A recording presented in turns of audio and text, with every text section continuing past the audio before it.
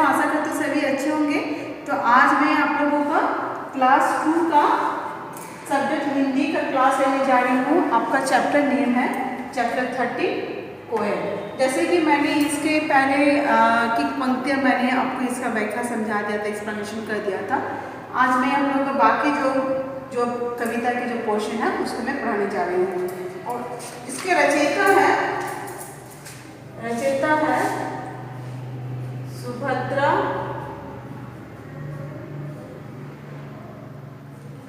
कुमारी चौहान।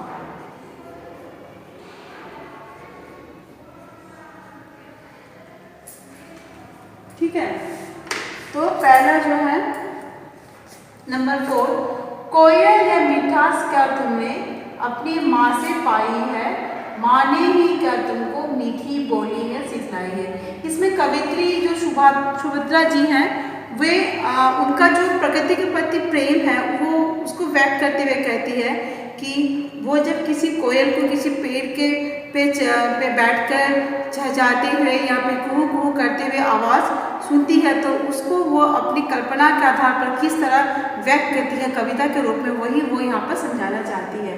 तो यहाँ पर कहती है कि कोयल या मिठास का तुमने अपनी माँ से पाई है। तो कवित्री को लगता है कि कोयल के कुहू कुहू में जो मिठास आता है, जो उसकी बोली में जो मिठास है वो अपने माँ से ही पाई है, उसकी माँ ने ही उसको सिखाया है। क्योंकि सभी के माएँ सभी को अच्छी अच्छी बातें सिखाती हैं और जिससे क्या होता है कि हम दूसरों के सामने हम अच्छे बनते हैं और हमारी तारीफ होती है। ठीक है, तो इसी तरह से कवित्री कहती है कि ये जो तुम्हारी जो छोटी मीठी बानी है वो तुम्हें अपनी क्या तुमने माँ से पाई है, माँ ने ही क्या तुमने मीठी बोली है सिखलाई है। ये जो तुम मीठी बानी जो बोलती हो जिससे सबका मन मोह लेती हो, तो ये क्या तुम्हारी माँ ने ही तुम्हें सिखाई है। ठीक है, फिर है नंबर 5 में, डाल डाल पर उड़ना गाना जिसने तुम्हें सिखाया है, सबसे मीठे मीठे बोलो यह भी तुम्हें बताया है। ठीक है, फिर उसके फिर कवित्री कहती है वो अपनी भावनाओं को व्यक्त करते हुए कहती है कविता के रूप में कि डाल डाल पर उड़ना गाना जिसने तुम्हें सिखाया है। वो जैसे कि जाते हैं पक्षियों की ये आदत होती है कि वो एक डाल से दूसरे डाल जाती है, एक पेड़ से दूसरे पेड़ों में जाती है, आसमान में उड़ती है। तो फिर कोयल भी जब वो एक डाल से दूसरे डाल में जाती है, कूँ कूँ करते हुए जाती है, तो ऐसा प्रतीत है कि वो गाना गाते हुए जा रही है कि जिसे कि उसकी माँ ने सिखाया है। सबसे मीठे मीठे बोल यह भी तुम्हें बताया है। फिर तुम्हें ये भी सिखाया है कि जब भी आप किसी से बोलो सभी से मीठी बातें बोलो, मृदु भाषी बनना, यानी सबसे अच्छी तरह से बात करना, मीठे बोल बनना। क्योंकि जब हम मीठे बोल बोलते हैं, सबसे मृदु भाषी होते हैं, तो फिर हमारी पहचान अलग से होती है और हम सबके सामने अच्छे बनते हैं और हमारी तारीफ होती है।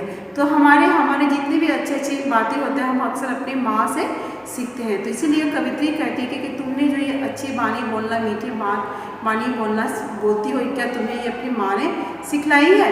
ठीक है, फिर है आपका नंबर 6 में, बहुत भली हो तुमने माँ की बात सदा ही मानी।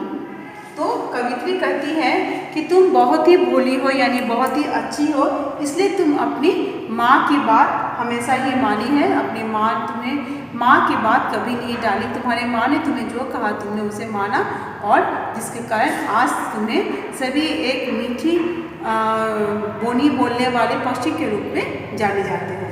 इसलिए तुम कहलाती हो सब चिड़ियों की रानी, इसी के कारण तुम्हें सब चिड़ियों की रानी कहलाया जाता है। तो इसमें कवित्री और एक चीज़ कहना चाहती हैं कि मनुष्य अपने रूप रंग के कारण किसी और के सामने अपनी पहचान नहीं बना पाता, बल्कि हम सभी अपने गुणों के कारण अपना पहचान बनाते हैं। जिस प्रकार कोयल का रंग काला होने के बावजूद भी वो आज सभी चिड़ियों की रानी मानी जाती है। वो अपने मृदु भाषी के होने के कारण, मिठास उसके बोली में मिठास होने के कारण वो सभी को अच्छा प्रतीत होता है, सभी का मन मोह लेती है। उसी प्रकार हम मनुष्य को भी हमेशा अपने अपने गुणों को समझना चाहिए, हमें अच्छे अच्छे कार्य करना चाहिए और किसी के रूप रंग के कारण कोई भी परिचित नहीं होता है और न ही कोई अच्छा इंसान बनता है। ठीक है, तो ये जो आपकी कविता है ये आपका कंप्लीट हो चुका है। आशा करती हूँ सभी को समझ में आ गया है इसका व्याख्या। इसका जो स्टडी मटेरियल है मैं आप लोग को भेजूंगी। तो मैं कुछ शब्दार्थ में आपको देती हूँ जो कि किताब में नहीं है, तो इसको आप लोग को ये करना है। जैसे है आपका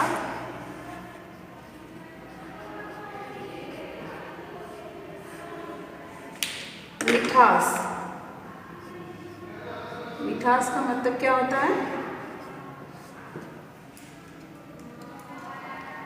मीठा। मिठास यानी मीठा। फिर है आपका सदा। सदा यानी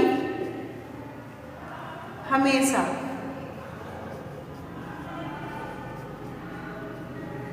फिर है आपका भली। भली यानी अच्छी या फिर अच्छा।